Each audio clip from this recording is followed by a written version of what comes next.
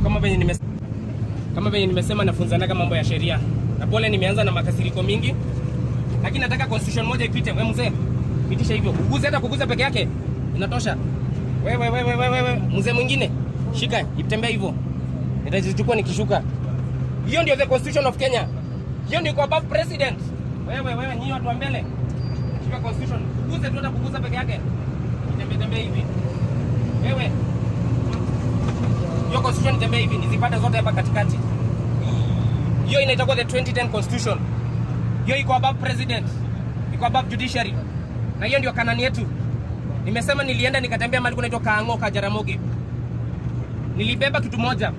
Nilibeba constitution nikaenda nikadonate kwa hiyo museum. Hiyo mausoleum ya Jaramogi. Because baba alikuwa anatuambia mambo ya canon. And to me Mungu alinirevealia akaniambia the canon is in this constitution. Wakati nilivotia baba 2022, ilikuwa mtu ya baba kabisa.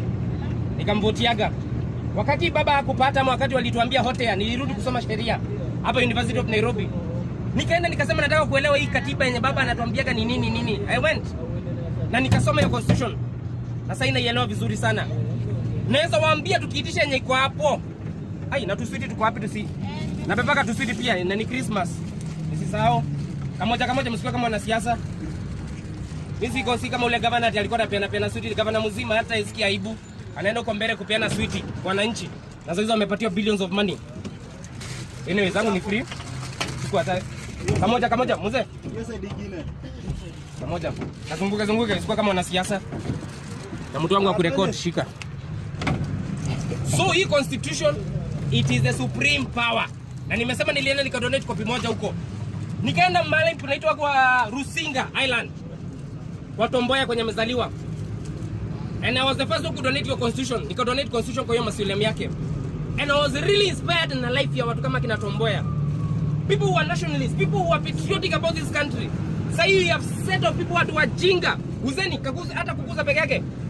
Na inaanzaka na hivi kusema all sovereign power belongs to the people of Kenya. The people of Kenya ni mimi na wewe. Na nimesema sheria supports the vigilant, not the indolent. Na naweza waomba hii constitution inakuwa free. Lakini wanataka kitu tujue hizi vitu. Wanataka tukae na ignorance. Sasa mtu akuja hapa amesema yeye nimepeana basari, mpige makofi mseme mheshimiwa nini? Mtu hata wakati wanasema sha inafanya, wanaenda kutritiwa huko nje. Huko UK, wanaenda kutritiwa wapi.